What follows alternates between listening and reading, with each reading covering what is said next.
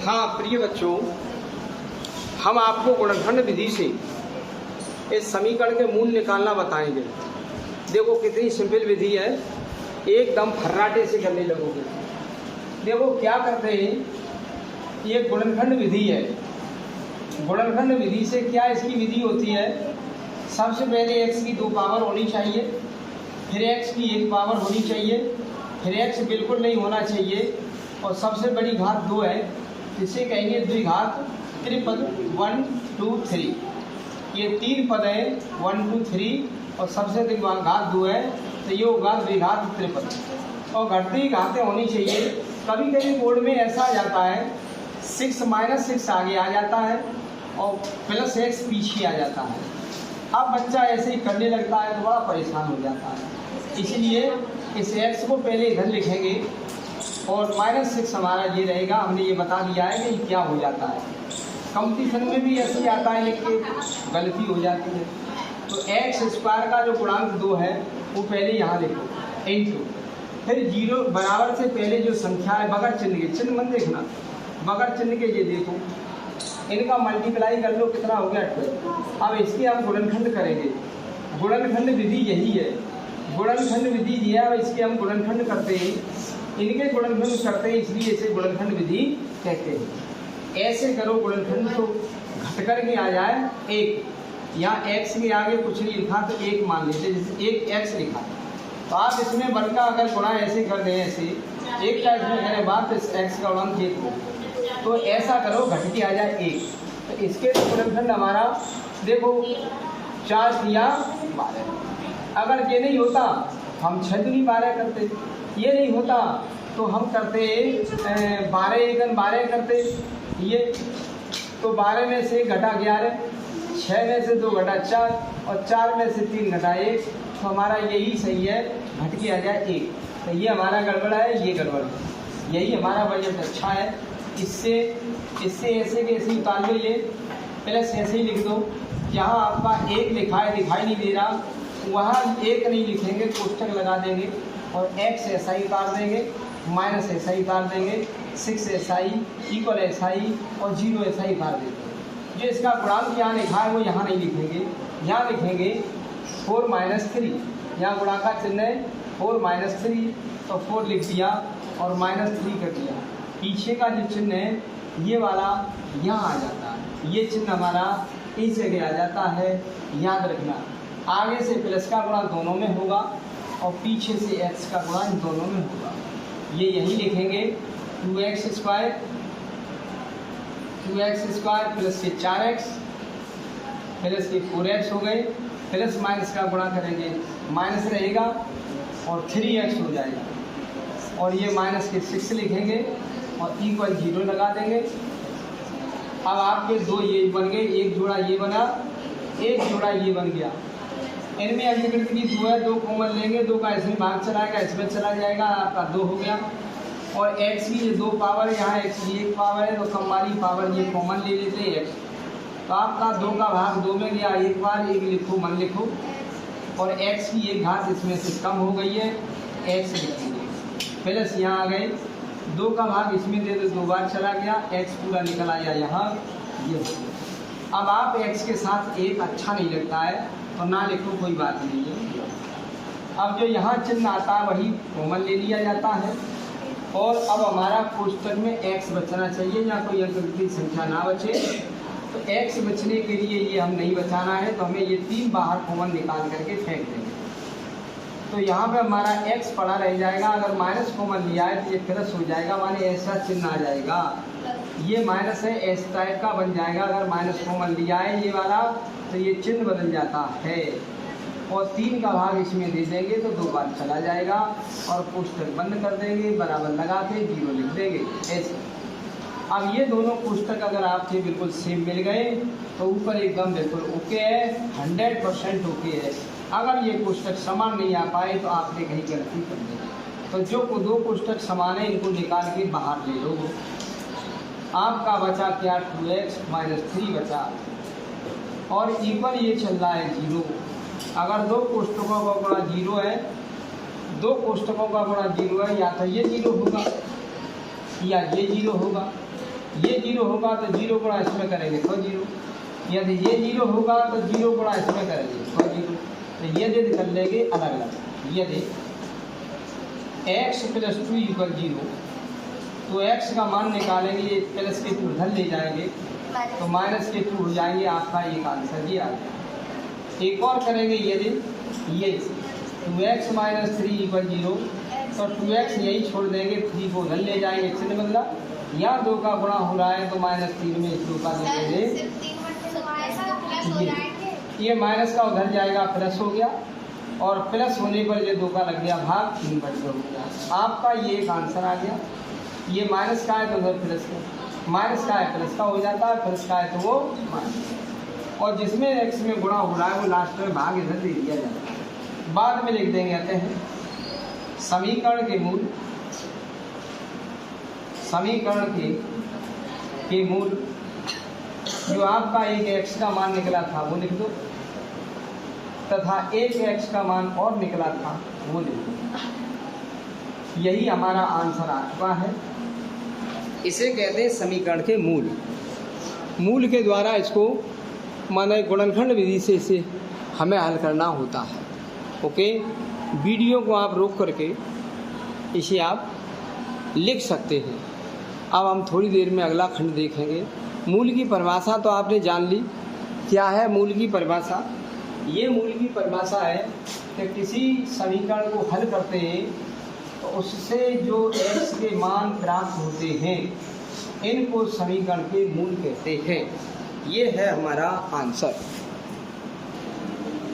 हाँ प्रिय बच्चों, अब आप ये देखेंगे खंड थर्ड पार्ट। ये थर्ड पार्ट देखने में तो ठीक लग रहा है, लेकिन बच्चे इससे घबराते हैं, ये अंडूट देख करके। अरे क्यों अंडूट देख के घबराते हो? हम आपको जुगाड़ बताएंगे, कैसे जुगाड़ बताएंगे। देखो, पहले x की 2 घात, फिर x की 1 घात, फिर x बिल्कुल नहीं, इसे कहते हैं द्विघात त्रिपद, घटती घात है, बिल्कुल राइट है। x स्क्वायर के जो गुणांक है वो हम अपना यहाँ लिखेंगे पहले, इनटू में बराबर से पहले जो आपकी ये संख्या ये वाली ये इधर इनटू में लिख लेंगे ऐसे। अब इनका गुणा करेंगे, √2 का √2 में गुणा करेंगे तो √4 हो जाएगा, और इनटू 5 रहेगा। √2 का √2 में गुणा हो जाता है √4, √4 का वर्गमूल 2 होता है, याद कर लो। और 5 हमारे लिए अलग चल रहे हैं, इसका इसे मल्टीप्लाई कर लो, हमारा बन जाता है 10। ये अगर आप √2 का √2 में गुणा नहीं करना जानते हैं तो √2 का √2 में गुणा हो जाता है तो √2 एक बार लिख जाता है, 2 गुणा 2 लिख लेंगे। और √2 में अगर तुम्हारा कोई संख्या चल रही, समान संख्या डबल बार आ रही है तो इसका वर्गमूल केवल एक बार हो जाएगा, 2 हो गया। और वैसे तो 2 दूनी 4, 4 का वर्गमूल 2, और वर्गमूल 4 का नहीं जानते हो तो आप डबल जोड़ा बन चुका है तो उसका वर्गमूल केवल इनमें से कोई एक संख्या लिखी जाएगी, हो ऐसे होता है। तो हमने ये 10 कर लिया, 10 के हम ऐसे गुणनखंड करेंगे क्योंकि लिखा है गुणनखंड विधि द्वारा। ये गुणनखंड इसके करो, इसे ही हम गुणनखंड विधि कहते हैं। गुणनखंड विधि द्वारा हम 10 के गुणनखंड करेंगे तो जुड़ करके आ जाए 7, जुड़ के आ जाए 7, जुड़ के आ जाए 7, तो 5 दूनी 10 कर दिया। 5 में 2 जुड़ेंगे हो जाएगा आपका 10, 7 हो जाएगा। अब देखो क्या करते हैं, इनसे बोलो मत, और प्लस लगा करके 7 की जगह थोड़ा खाली जगह छोड़ो। हमारी 7 से दुश्मनी ये नहीं आएगा, और x ऐसी निकाल लेंगे, प्लस ऐसी निकाल लेंगे, 5 ऐसी निकालेंगे, 102 ऐसे ही लिखेंगे, और बराबर ऐसे ही लिखेंगे, 0 भी ऐसे ही लिखेंगे। केवल ये 7 नहीं लिखा, इससे हमारी दुश्मनी है। इसके लिए हमने एक गुणनखंड देख लिए, 5 घन 2 है तो 5 गुणा 2 वो तो 10 है, लेकिन इन दोनों को जोड़ोगे तो जरूर 7 आ जाएगा। 5 + 2, और पीछे चिन्ह का आएगा प्लस का, ये चिन्ह हमारा इसमें 100% होता है, यही चिन्ह होता है। ये वाला हमारा को ये वाला तो ये है, अब ये चिन्ह पीछे से आ जाता है, आगे से प्लस का गुणा, पीछे से x का √2x² प्लस की 5x और प्लस के 2x, x दोनों के साथ आएंगे, यहाँ पर भी यहाँ पर प्लस का प्लस में गुणा, प्लस कोई चिन्ह नहीं बदलेगा। यहाँ आ गए 5√2 = 0। अब यहाँ पे हमारा जोड़ा बन चुका, और वहाँ जोड़ा बना, लेकिन हमें कॉमन नहीं दिखाई दे रहा था। यह हमारा जोड़ा बन गया। तो यहाँ पे हमारे क्या है, न तो √2 कॉमन मिल रहे यहाँ, न 5 यहाँ मिल रहे, कुछ नहीं मिल रहा। वर्ग है x पे वर्ग, यहाँ पे x है तो x की एक घात वाला ये कॉमन हो जाएगा खाली बस। तो ये √2 ऐसे ही बचेगा और इसमें से एक पावर वाली संख्या ये निकल आई तो x बचा। यहाँ आ चुके हम, ये 5 इसमें क्या है x निकला खाली, तो ये 5 बच गया, कोष्टक कर दिया बंद। यहाँ आ चुके प्लस, अब पड़ गए चक्कर में √2x हमारे नहीं बच पा रहे हैं, x दिखाई दे रहा है लेकिन √2 नहीं बच पा रहे। तो हम एक बात और समझ लोगे, आप क्या करेंगे, अगर कोई संख्या है तो हम 2 बार √2 में लिख देंगे, 2 बार √2 में। अगर 3 लिखनी, 3 को लिखना है हम इसको भी 2 बार √2 में लिख सकते हैं। 5 को लिखना है तो इसे भी √2 में हम 2 बार लिख सकते हैं, √2 में से 2 बार लिख सकते हैं। 7 को अगर लिखना है तो √2 में हम 2 बार ऐसे 7 लिख सकते हैं, ऐसे करके। किसी को भी लिखना है तो √2 में 2 बार, क्योंकि 2 दूनी 4 का वर्गमूल 2, 3 तरफ 9 का वर्गमूल 3, 5 पंजे 25 का वर्गमूल 5, 7 सत्ते 49 का वर्गमूल 7, इनके अंदर गुणा कर लोगे वर्गमूल ये रहा, लिख सकते हैं। तो इस हमने 2 को क्या लिखा, 2 बार √2 इंटू √2 2 बार लिख दिया। और इनसे हमने x से कह दिया भाई साहब ऐसे ही आ जाओ, प्लस ऐसे ही आ जाओ, 5 √2 ऐसे ही आ जाओ, ये 5 √2 ऐसे ही आ जाओ, और बराबर के बाद 0 भी ऐसे ही लिख लो। अब हमारा कॉमन इसमें दिखाई देने लगा। ये तो हमारा यहीं पे चलना था, ये ऐसे ही चल रहा था, इसे ऐसे ही छोड़ दो। यहाँ आ चुके हैं प्लस। अब इसमें √2 या तो ये वाला कॉमन ले लो या फिर ये वाला कॉमन ले लो, क्योंकि इसमें तो √2 बार डबल है, कोई इनमें से एक निकाल दो, ये वाला निकल आएगा। √2 एक निकल आया ये, तो आपका √2 तो ये वाला बचा और इसके साथ ये x बचा और प्लस यहाँ लगा दिया, ये √2 निकल के बाहर आ गया, 5 बचा। अब हमारे ये दोनों पुस्तक समान बन गए, ये और ये बन गए समान। ये दोनों कॉमन लेके बाहर फेंक दो, √2x यहाँ और प्लस 5 फेंक के कॉमन ले लिया। एक पुस्तक में बचेगा x प्लस √3, x प्लस √2 बचेगा, ये x प्लस √2। ये दोनों पुस्तक निकाल करके हमने कॉमन ये ले लिया। एक हम बचेगा x प्लस √2 इक्वल है, वहाँ बचा 0। अगर फिर भी समझ में नहीं आए तो ये दोनों सेम है, इन दोनों को पकड़ो और चाट लो यहाँ से, और इसको भी चाट लो यहाँ से, रख दो एक जगह। ये बचा x प्लस √, ऐसे हम कॉमन ले लेते हैं।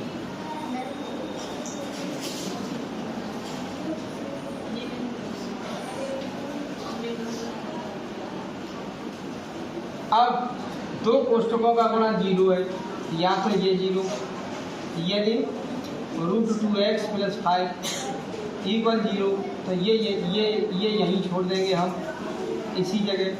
√2x 5 को उधर ले जाएंगे, माइनस के हो गए, और x की वैल्यू निकालेंगे तो -5 हम भाग लगा देंगे √2 का। एक आपका ये आंसर हो आ चुका है मूल। एक ये करेंगे, यदि x प्लस √2 बराबर 0, √2 को उधर ले जाएंगे, x बराबर -√2, आपका एक और ये आंसर आ गया।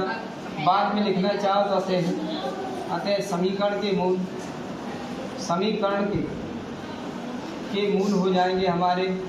पहले x का एक मान ये निकला था और एक तथा एक x का मान ये निकला था। यही आपका लास्ट आंसर हो चुका है। लिख दो ऐसे करके आंसर। इस वीडियो को रोक करके लिख लो और दोबारा अगर समझ में नहीं आए तो दोबारा देख लो, इसके फैक्टर करना। ओके, लाइक अगर नहीं करो तो डिसलाइक कर दिया करो, अगर ख़राब लग रही है पढ़ाई तो हम वीडियो बनाना बंद ही कर देंगे। हाँ मेरे प्रिय बच्चों, आप क्या करेंगे, इसको आप गुणनखंड विधि से हल करेंगे। सबसे पहले ये देखते हैं, इसमें तो अंश बट्टे हर लगा है, कई अंश बट्टे हर हो तो इसे पहले ख़त्म करो। तो इसे एलसीएम ले लो, ऐसे एलसीएम 8 हमने एलसीएम ले लिया। इसके नीचे कुछ नहीं है तो 1 मान लो, 1 का भाग इसमें किया 8 बार, 8 का ऊपर गुणा कर दो, 16x² हो गया। माइनस यहाँ आ गए, इसके भी नीचे कुछ नहीं है तो यहाँ भी आप 1 मान लो, 1 का भाग इसमें दे दो 8 बार, 8 का ऊपर गुणा कर दो, 8x हो गया। प्लस यहाँ आ गए, 8 से 8 एक बार भाग चला गया, 1 का ऊपर गुणा कर दो, ये होगा। अब यहाँ आप 1 मान लो, 1 का मल्टीप्लाई इस पूरे में कर दो, 1 का मल्टीप्लाई पूरे में कर दो और 8 का मल्टीप्लाई 0 में। तो कर दिया हमने 16x² माइनस 8x और प्लस 1 का मल्टीप्लाई कर दिया और 8 का हमने इसमें कर दिया 0। तो 0 में हमने 8 का मल्टीप्लाई कर दिया। दिखाओ तो दिखा दो, हम दिखा तो इसलिए देते हैं कि बच्चे कहते हैं ये 8 कहाँ चले गए, तो 8 उधर 0 में कैंची के गुणा में चले गए। हिंदी में अंग्रेजी में कहते हैं क्रॉस मल्टीप्लाई, हिंदी में कहते हैं तिर्यक गुणा, और ज़्यादा कहो तो कैंची का गुणा। तो हमने तिर्यक गुणा ऐसे कर दिया क्रॉस मल्टीप्लाई। हमारा ये एक लाइन हमने और बढ़ा दी। कुछ बच्चे डायरेक्ट लिखना चाहें तो एक लाइन जो हमने बढ़ा दी गई है बीच में उसे ना लिखो, इसको ना लिखो, डायरेक्ट कर दो। अब हम यहाँ पे आ चुके हैं, x² के आगे 16 लिखे वो यहाँ लिखो और इंटू और बराबर के यहाँ 1 लिखा है तो 1, इनका मल्टीप्लाई कर दो दोनों में, 16 आ गया। 16 के ऐसे गुणनखंड करो, ऐसे गुणनखंड करो जिससे जुड़ करके आ जाए 8, जुड़ के आ जाए 8। तो 4 × 16 होता है, 1 2 8 16 भी होता है, 1 16 1 अंक 16 भी होता है। तो ये जुड़ के नहीं आ रहा, ये तो 17 हो गया, ये जुड़ के 10 हो गया, ये जुड़ के 8 आ रहा है। तो यही हमने कर दिया यहाँ 16x² ऐसे ही लिख लो, माइनस के 8 मत लिखो और x ऐसे ही उतार लो, प्लस ऐसे ही उतार लो, 1 ऐसे ही उतार लो, बराबर ऐसे ही 8 0 ऐसे ही। 8 कह रहा है हमसे, क्या दुश्मनी आपकी है?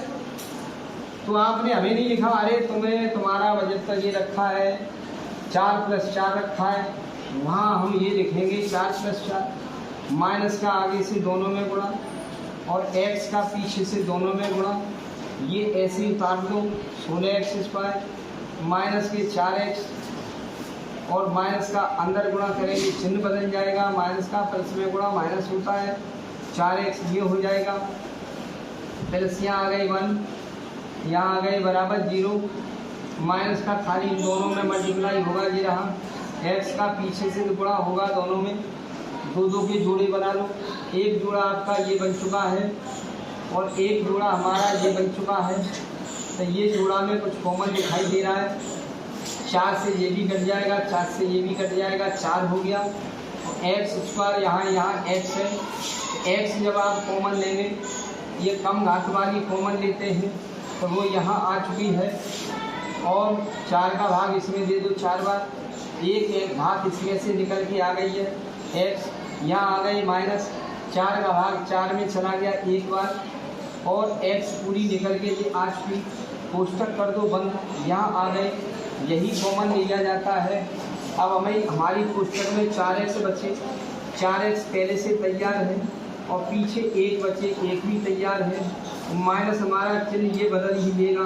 तो कुछ कॉमन है नहीं, जब कुछ कॉमन दिखाई नहीं दे तो एक कॉमन ले लेते हैं, एक कॉमन लेने पर ये पूरी संख्या जैसी भी तैसी उतार देते हैं और माइनस कॉमन लेने पे ये चिन्ह बदल जाता है और एक कॉमन लेने पे इस पर कोई प्रभाव नहीं पड़ता, ये रहता है बराबर, यहाँ 0 लगा देंगे। ये सेम कोष्टक आ चुके, तो 4x - 1 सेम कोष्टक निकाल लो, ये दोनों में से यहाँ रख लो एक जगह, ये और ये बच गया, ये दोनों सेम थे, ये निकाल करके हमने यहाँ रख दिए और इस वाले में से ये घटा दिया 4x - 1 और इक्वल 0। अब यदि कर लेंगे, यदि ये इक्वल 0, 4x - 1 इक्वल 0, एक उधर ले जाते हैं, 4x बराबर 1 और x का मान आ गया 1/4। एक और यदि करेंगे, यदि एक और करेंगे, यदि 4x - 1 इक्वल 0 तो 4x यहीं छोड़ देंगे, माइनस 1 हो जाएगा, x का मान पहले एक 1 ले जाए प्लस हो जाएगा, 4 का गुणा हो रहा है तो भाग लग जाता है। तो आपके यहाँ x के 2 मान निकल पड़े क्योंकि ये द्विघात समीकरण था, x के 2 मान निकल गए क्योंकि यहाँ द्विघात समीकरण था, x का द्विघात समीकरण हमारा बना है तो 2 मान x के निकलेंगे, ये और ये बाद में लिख देंगे। अतः समीकरण के मूल समीकरण के मूल जो 2 मान आपके आए थे वही हो गए, 1/4 तो ये निकला तथा एक और निकला आपका 1/4, यही हमारा आंसर आ चुका है। क्योंकि द्विघात समीकरण है तो आपके मूल 2 निकलेंगे। चाहे वो समान निकले, चाहे अलग अलग निकले, चाहे चिन्ह कैसा भी हो, हमें उससे लेना देना नहीं है, बिल्कुल ऐसे। तो आप वीडियो को रोक करके लिख लो और कम समझ में आए तो इसे 2 बार समझ लो। ओके।